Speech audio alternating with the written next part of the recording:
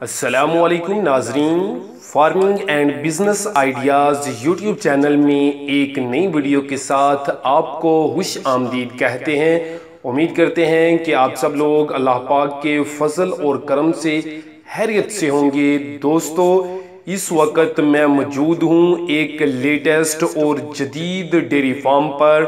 यहाँ आप देख सकते हैं कि हर तरफ आपको कोज नज़र आ रही होंगी। ये अमेरिकन फ्रीजियन कोज हैं। तो इस वीडियो में मैं आपको अमेरिकन फ्रीजियन कोज की फार्मिंग के मतलब मुकम्मल और मुफीद मालूमात से आगाह करूँगा। तो आगे चलकर हमारे साथ मौजूद होंगे इस डेयरी फार्म के मैनेजर, जो हमको अमेरिकन फ्रीजियन कोज की फार्मिंग के मतलब A to Z मालूमात से आगाह करेंगे। तो वीडियो को मुकम्मल लाजमी देखें। अगर वीडियो पसंद आए तो वीडियो को लाइक और शेयर ज़रूर करें। तो चलें स्टार्ट करते हैं आज की अपनी ये वीडियो। अस्सलाम वालेकुम फ्रेंड्स, अभी मैं चीमा डेयरी फार्म पे मौजूद हूँ। ये कहाँ पे वाक़ है, इस हवाले से सारी मालूमात लेते हैं इस भाई से। अस्सलाम वालेकुम भाई, काइंडली बता दीजिएगा मेरे व्यूवर्स को कि ये कहाँ पे ये फार्म वाक़ है। ये गुजरांवाला में एक क्लास के है, अलीपुर चट्टा रोड पे, वहाँ पे ये भोमाबाद गांव के साथ चीमा डेयरी फार्म मौजूद है। ये बताइएगा कि ये कब से फार्म बना हुआ है यहाँ पे? ये फार्म जो कंट्रोल शेड है ये तो तकरीबन बना है 1 साल पहले ही। यहाँ पे लास्ट जो 2018 के अप्रैल में एनिमल शिफ्ट हुए हैं, लेकिन फार्मिंग जो चीमा साहब की है वो 1970 से शुरू हो रही है। 1970-80 से इन्होंने फार्मिंग शुरू की हुई है, जिसमें लोकल एनिमल में ब्रीड को इम्प्रूव किया। फिर इन्होंने जनाब इम्पोर्टेड एनिमल पे काम किया और अमेरिकन एनिमल यहाँ पे मंगवाए।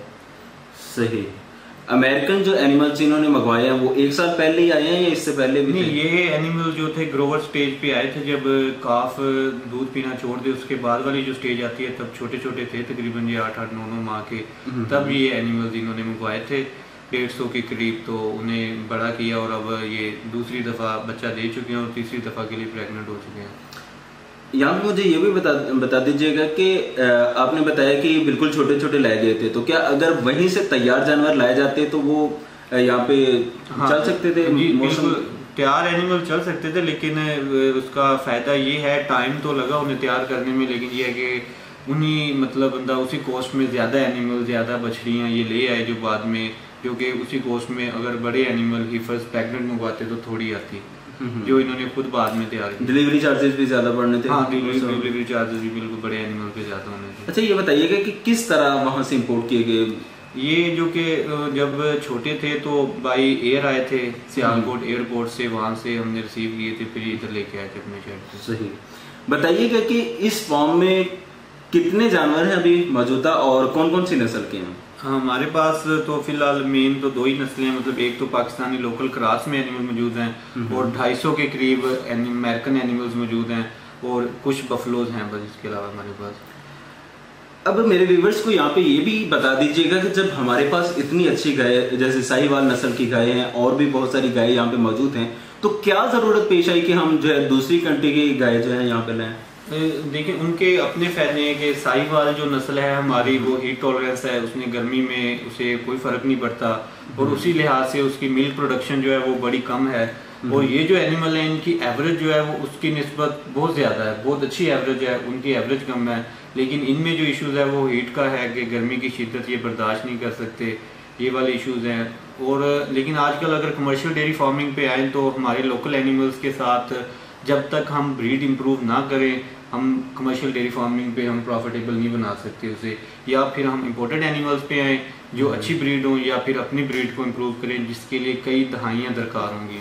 अच्छा, मैं पहले तो ये सुनता रहा हूँ ऑस्ट्रेलियन काउस, लेकिन अब आपने बताया कि ये अमेरिकन है, ऑस्ट्रेलियन नहीं है।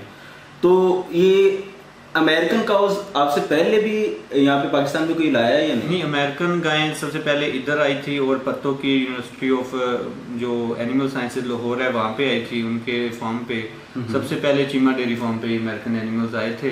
तो ऑस्ट्रेलियन भी अच्छी हैं, लेकिन अमेरिकन उनसे जरा कुछ ज्यादा अच्छे एनिमल्स हैं। मुझे ये बता दीजिएगा कि इस काऊ की जो है वजह शोहरत क्या है? वजह शोहरत सबसे बड़ी बात तो यह है कि इनकी मिल्क जो एवरेज है वो ऑस्ट्रेलियन की निस्बत बहुत ज़्यादा अच्छी है, और इनका साइज़, इनकी कद जिसामत जो है, और इनके जो इसे हम अडर कहते हैं हवाने का साइज़ वो बहुत ज़्यादा है, जिसकी वजह से इनकी मिल्क एवरेज और फीड की जो रेशो है खाने की वो बड़ी ज़्यादा है, और ऑटोमेटिकली जो एवरेज है वो ज़्यादा अच्छी आती है इनकी। कितनी एवरेज आ जाती है एक? हमारे पास जो पहली इनकी लैक्टेशन थी उसमें से तो 35 के करीब एवरेज आई थी, लेकिन इस साल एवरेज थोड़ी सी कम रही है कुछ इश्यूज की वजह से। 32 के करीब एवरेज रही है, लेकिन अब मौसम तब्दील हो रहा है और हमारे एनिमल ज़्यादा प्रेगनेंट हो गए हैं। आजकल हमारी एवरेज तकरीबन 28 के करीब है। सही। ये बताइएगा कि इनमें सबसे ज्यादा जो मिल्क देने वाली एवरेज तो आपने बता दिया 32-35 से चल रही है, लेकिन ज्यादा से ज्यादा कितना दूध दे रही है? हमारे पास इस वक्त 75 वाले एनिमल्स मौजूद हैं, 65 वाले मौजूद हैं, और 50 प्लस में ज्यादा एनिमल्स हैं हमारे पास। अच्छा भाई, इनकी खुराक के हवाले से हमें बता दीजिएगा कि आम जानवरों जैसे ही खुराक होती है या इसकी थोड़ी डिफरेंट होती है? नहीं, खुराक जब एनिमल की प्रोडक्शन ज़्यादा हो उसकी रिक्वायरमेंट भी उससे आपसे ज़्यादा हो जाती है, जिसमें मुख्तलिफ तरह के मतलब चीज़ें होती हैं, न्यूट्रिएंट जो उसे लाजमी चाहिए होते हैं एनिमल को। तो हमारे जो लोकल एनिमल है वो तो सिंपल ग्रीन फूड सब्ज़ चारे पे उन पर बड़ा अच्छा गुजारा हो जाता है, लेकिन जो हमारे एनिमल 50 वाले 60-70 वाले जो लीटर वाले एनिमल होते हैं उन्हें हमें अलग से तैयार करके खुराक देनी पड़ती है। इसके लिए हम मतलब स्पेशल न्यूट्रिशनिस्ट हैं हमारे जो आज के डॉक्टर साहब हैं, उनसे हम मुशावरत करके अपनी खुराक जो तैयार करते हैं, जिसमें हम साइलेज वगैरह, ग्रीन फूडर या फिर मिनरल मिक्सचर, प्री मिक्स वगैरह जो भी चीज़ें ऐड करते हैं। फिर हर एनिमल और प्रोडक्शन वाइज ग्रुप के लिहाज से हर एनिमल की खुराक अलग अलग होती है। देखे है कि यहाँ पे जो है साइलेज बहुत ज्यादा यूज हो रहा है जी, तो क्या समझते हैं कि अगर साइलेज ही यूज हो उस पर भी चल सकते हैं? हाँ, डेयरी फार्मिंग जैसे कमर्शियल लेवल पे कहें तो साइलेज के बगैर नामुमकिन है, क्योंकि आप डेली बेसिस पे आपके पास इतनी लेबर नहीं होती कि आप ट्रालियाँ भर भर के काट के लाएं, फिर उसको खुतरा करें, चॉप करें और फिर एनिमल्स को डालते रहें। इसके लिए साइलेज लाजमी है। इसमें कुछ लोकल फार्मर को मैंने सुना है कि वो कहते हैं कि गैस ही हो जाती है जानवरों को, कुछ ऐसा गैस नहीं होती, एसिडिटी उसे कह सकते हैं, क्योंकि इसकी पीएच वगैरह एसिडिक होती है। उसके लिए अगर आप थोड़ा सा मीठा सोडा वगैरह ऐड करते रहें अपनी खुराक में जानवरों की तो कोई इशू नहीं है, बिल्कुल सेफ है ये। अच्छा, इसके टेम्परेचर के हवाले से बता दीजिएगा, क्योंकि यहाँ पे मैंने देखा कि कूलिंग सिस्टम आपने बहुत ज्यादा लगाया हुआ सेटअप, तो कितना टेम्परेचर जो है इसको चाहिए? हाँ, जो हमारे इम्पोर्टेड एनिमल्स हैं क्योंकि वो यूरोपियन इलाकों से आते हैं, ठंडे इलाके उनके, तो मिनिमम उनको 21-22 टेम्परेचर तक हम रख सकते हैं। क्योंकि कंट्रोल शेड है तो फिर इसमें हमें और चीज़ों का भी ख्याल रखना होता है कि इसमें ह्यूमिडिटी कितनी है, एयर फ्लो कितना है, जो हवा निकल रही है वहाँ से एग्जॉस्ट है वो कितनी देर में हो रहा है। तो 21-22 टेम्परेचर इनके लिए मतलब काबिल बर्दाश्त है, अच्छा है। ये तो इससे नीचे भी जितना आ जाए बेहतर है। अच्छा, फ्रीजिंग टेम्परेचर से ऊपर ही हो। सही।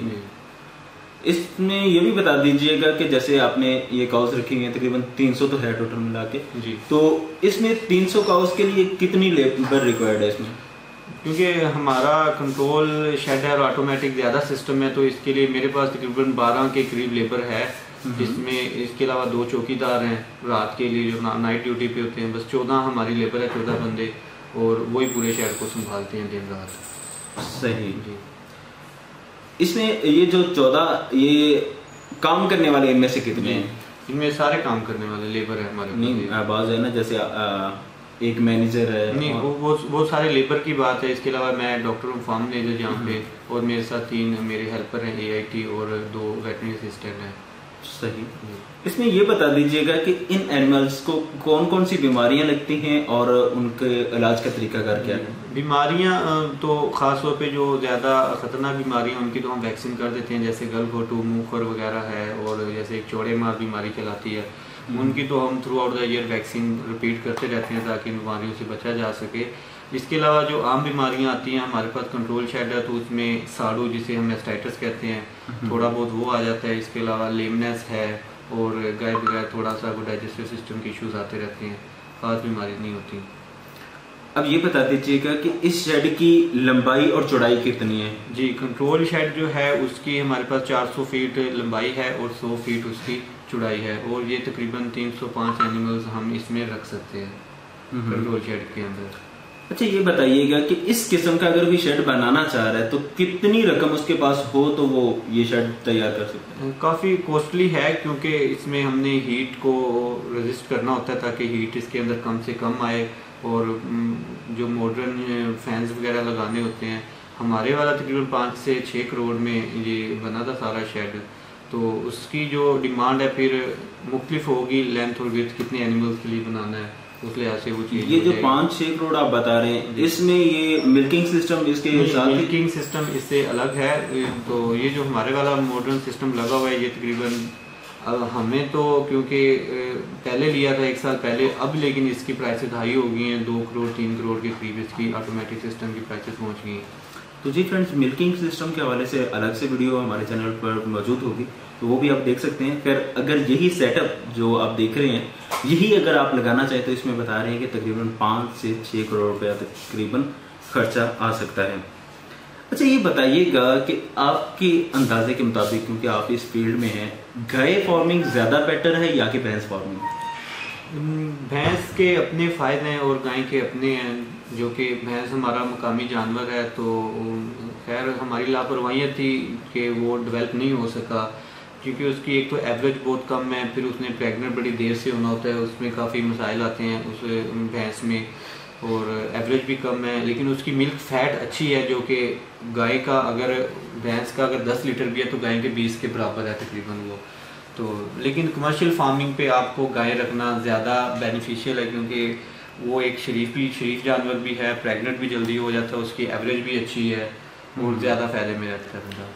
ये बताइएगा कि रोजाना एक गाय पर कितना खर्चा आ जाता है और उसमें से बचत कितनी हो जाती है? क्योंकि ओवरऑल अगर हम शेड की बात करें तो तकरीबन हमारा जो 25% हमें जो इनकम हो जाती है, बचत हो जाती है, 75% हमारे एक्सपेंसेस होते हैं अगर अच्छी मैनेजमेंट की जाए, अच्छे से उसको हैंडल किया जाए इतने। लेकिन इसमें आप बता रहे थे ना कि मिल्क में कुछ ज्यादा होती है, लेकिन अगर मिल्किंग एनिमल देखें तो वो तकरीबन 4 से 60% हमारा खर्चा हो जाता है, 40% वो वापस दे जाता है। लेकिन जो अगर ओवरऑल शेड की देखें तो 75 से 80% जो है हमारे एक्सपेंसेस हो जाते हैं इसमें। ये बताइएगा कि कुछ डेयरी फार्मर्स फ्लॉप भी सुने के हुए हैं, तो ऐसा क्यों हो जाता है कि जब काम शुरू किया उन्होंने अच्छे जानवर मंगवाए हैं तो फिर फ्लॉप कैसे होते हैं?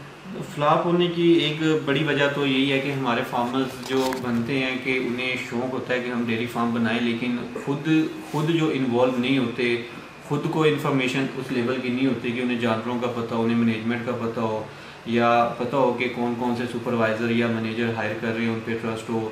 तो बेसिकली कि कोई भी फार्म शुरू करने से पहले बंदे को उस काम का खुद पता हो, हर एक चीज़ का, ताकि लेबर जाती है, लेबर छुट्टी करती है, कोई मैनेजर जाता है, सुपरवाइज़र छुट्टी करता है, बंदा खुद से हैंडल कर सके। जब इंसान खुद उसे नहीं पता होगा किसी भी काम का, किसी भी चीज़ का, दूसरों के भरोसे पे रहेगा तो डेफिनेटली फ्लॉप हो जाएगा। ये बताइएगा कि अमेरिकन काउस जो है, इनकी फार्मिंग आसानी है या मुश्किल है? हाँ, तकरीबन ये कदरे सेंसिटिव एनिमल हैं, लेकिन बड़े अच्छे एनिमल हैं और ज़्यादा मुश्किल भी नहीं है। तो जी फ्रेंड्स, बहुत सारे क्वेश्चन हमने क्लियर करने की कोशिश की, लेकिन हो सकता है कि कोई बात रह गई हो, तो वो बात आप कमेंट्स में पूछ सकते हैं और मज़ीद तफसीलात फिर हो सकता है हम नेक्स्ट वीडियो में बता दें अगर ज़्यादा कमेंट्स हुए। तो इसी के साथ मुझे इजाज़त दीजिए, चैनल को सब्सक्राइब कर लें ताकि नेक्स्ट आने वाली वीडियोस आप तक पहुंचती रहें। जज़ाकल्लाह, अस्सलाम वालेकुम।